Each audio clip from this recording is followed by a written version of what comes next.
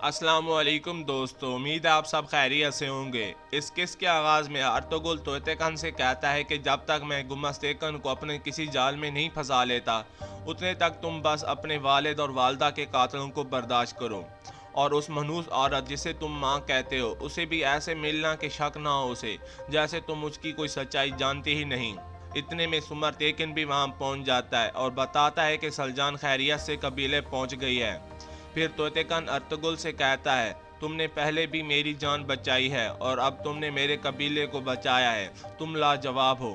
دوسری طرف سلجان خوشی سے قبیلے میں داخل ہوتی ہے اور اس کا سامنا گونجا گل سے ہو جاتا ہے۔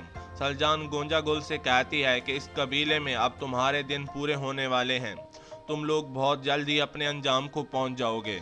گونجا گل کہتی ہے سلجان سے، یہ تم کیا بکواس کر رہی ہو؟ سلجان کہتی ہے، پریشان مت ہو، کچھ دن میں تمہیں یہ سب کچھ پتہ چل جائے گا۔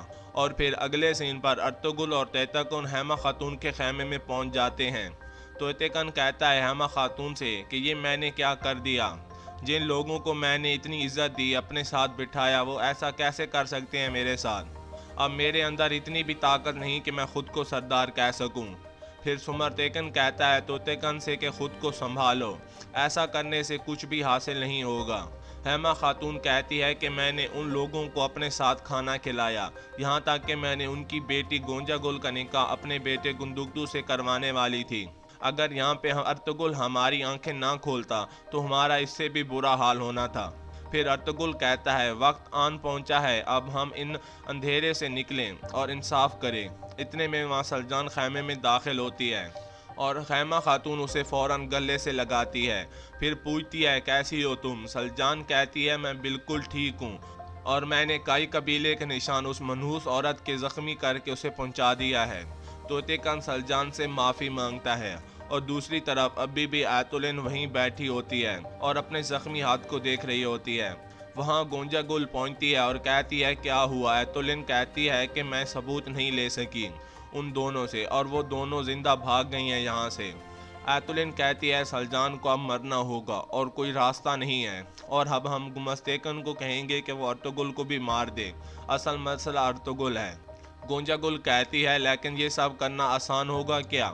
پھر ایتولن کہتی ہے کہ تم ایک مارگریو کی بیٹی ہو، تم یہ مت بھولو۔ دوسری طرف گندگدو ہیما خاتون کے خیمے میں پہنچتا ہے اور کہتا ہے کہ سعد الدین نے آپ سب کو سلام بھیجا ہے اور گمستیکن بھی یہاں پہنچنے والا ہے، وہ مارگریو بن گیا ہے، اس لیے ہمیں اس کا اچھے سے استقبال کرنا ہوگا۔ پھر ہیما خاتون کہتی ہے کہ بیٹھو، ہمیں تمہیں کچھ بتانا ہے۔ دوسری طرف ایتولن اور گونجا گل واپس قبیلے پہنچ چکے ہوتے ہیں۔ گونجا گل کہتی ہے کہ اب ہم کیا کریں گے؟ ایتولن کہتی ہے کہ ہمیشہ کی طرح اس مصیبت سے بھی ہم جلدی ہی نکل جائیں گے۔ اور دوسری طرف پھر گندگدو کہتا ہے کہ اتنی خاموشی کیوں ہے؟ ایسے لگتا ہے جیسے قبیلے پر منگولوں نے حملہ کر دیا ہو۔ طوطے کن کہتا ہے کہ مجھے اپنے والد اور والدہ کے قاتل کا پتہ چل گیا ہے۔ گندگدو ارطغرل کی طرف دیکھتا ہے اور کہتا ہے، کیا تم نے پھر کچھ کیا ہے؟ سب گندگدو کو پورا واقعہ سناتے ہیں اور ارطغرل کہتا ہے کہ کل گمستیکن کی باری ہے۔ گندگدو کہتا ہے، میں تم پر اور اپنی بیوی پر یقین نہیں کر رہا، اور میں اس منحوس عورت سے شادی بھی کرنے والا تھا۔ پھر گندگدو کہتا ہے، مجھے کیا کرنا ہوگا بھائی اب؟ ارطغرل کہتا ہے، اس حال میں آپ کو کچھ نہیں کرنا چاہیے، یہ مسئلہ طوطے کن اور مجھ پر چھوڑ دیں آپ۔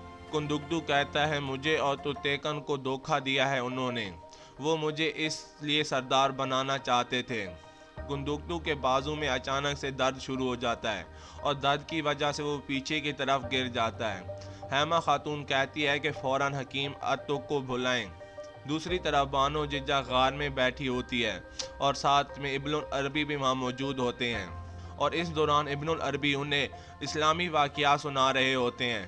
دوسری طرف حکیم گندگدو کا چیک اپ کرتا ہے اور کہتا ہے کہ تمہیں تیز بخار ہے اور مکمل آرام کی ضرورت ہے۔ پھر حکیم ارطغرل کہتا ہے کہ بھائی کا بازو ہماری سوچ سے بھی زیادہ خراب ہے۔ حکیم کچھ بھی نہیں کہتا۔ گندگدو کہتا ہے حکیم سے کہ میں ان سے کوئی بھی بات نہیں چھپا سکتا۔ پھر حکیم اتو کہتا ہے کہ یہ پھوڑا بہت بڑی مصیبت ہے، میں نے کبھی ایسا پھوڑا نہیں دیکھا، پہلے جو ایک ہی رات میں ہڈی تک پہنچ گیا ہو۔ अगर हम इसको खुश ना कर सके तो इसका अंजाम बहुत बुरा हो सकता है। गुंदुकतू की जान भी जा सकती है इसकी वजह से। ये सुनकर सब लोग परेशान हो जाते हैं। हेमा खातून सलजान से कहती है कि मेरे बेटे का ख्याल रखना, और सब लोग बाहर निकल जाते हैं। उनके जाने के बाद गुंदुकतू कहता है सलजान से कि मैंने जो रवैया तुम्हारे साथ रखा उस मनहूस औरत की वजह से, खुदा के लिए मुझे माफ़ कर दो। मुझे पता है तुम मुझे माफ़ कर दोगी, लेकिन मुझे ये नहीं मालूम कि मैं अपने आप को कैसे माफ़ करूँगा। फिर सलजान कहती है कि उन्होंने आपको धोखा दिया है, लेकिन मैंने एक दिन भी आपको प्यार करना नहीं छोड़ा, और मैं ये अच्छी तरह जानती हूँ आप मुझसे हमेशा प्यार करते थे। दूसरी तरफ गुमस्तैकन भी वापस कबीले पहुंच गया था, और उसके साथ काफ़ी सारे सल्जूकी सिपाही भी मौजूद थे, क्योंकि वो मारग्रेव बन चुका था। हेमा खातून, तोते खान और बाकी सब लोग उसके इस्तकबाल के लिए खड़े थे। दुहान अभी तक भी पोल के साथ बंधा हुआ होता है। गुमस्तैकन घोड़े से नीचे उतरता है और हेमा खातून के पास आता है, और हेमा खातून उसे मुबारकबाद देती है। फिर गुमस्तैकन उन सब का शुक्रिया अदा करता है, और फिर तोतेकन भी उसे मुबारकबाद देता है और अंदर आने की कहता है। इसके बाद सब लोग अंदर चले जाते हैं। गुमस्तैकन सबको बैठने का कहता है। फिर गुमस्तैकन कहता है कि अगर आप लोग मेरे से कुछ लेना चाहें तो मैं आप सबको सोने के सिक्के देना चाहता हूँ। आप सब लोग इसे एक रियासत की तरह से तोहफा समझिएगा। फिर तोतेकन खड़ा होता है और हाथ चूम कर मुबारकबाद देता है गुमस्तैकन को। फिर गुमस्तैकन उसे एक सोने के सिक्के वाली पोटली देता है। फिर हेमा खातून भी मुबारकबाद देती है और कहती है कि आज रात मैं तोतेकन और तुम्हें एक दावत देती हूँ अपने खैमे में। गुमस्तैकन कहता है कि आपका हुक्म है, तभी मैं ये दावत कबूल करता हूँ। फिर सब लोग बारी बारी उठकर आते हैं और वो सबको एक एक सोने की पोटली देता है। दूसरी तरफ बमसी और तुर्गत दुहान के लिए पानी लाते हैं, लेकिन सिपाही मना कर देता है दुहान के पास जाने से। इतने में वहाँ गुमस्तैकन भी आ जाता है और कहता है कि क्या हुआ सिपाही। तुर्गत गुमस्तैकन से कहता है कि गुमस्तैकन बे, अगर आपकी इजाज़त हो तो हम दुहान को पानी पिलाना चाहते हैं। गुमस्तैकन कहता है कि तुम्हारी जुर्रत कैसे हुई एक कैदी के पास आने की। फिर सिपाहियों को कहता है कि इन्हें यहाँ से भगाओ। ये कहकर वो वहाँ से आगे चला जाता है। सिपाही उन दोनों को पीछे भगाता है, लेकिन बमसी कहता है सब्र से भाई, तुम ये लो पानी, दुहान बहुत प्यासा है। लेकिन सिपाही वो पानी दुहान के सामने रख देता है, लेकिन दुहान वो पी नहीं सकता क्योंकि उसके दोनों हाथ बंधे हुए हैं। और यहीं पर इस एपिसोड का अख्ताम होता है।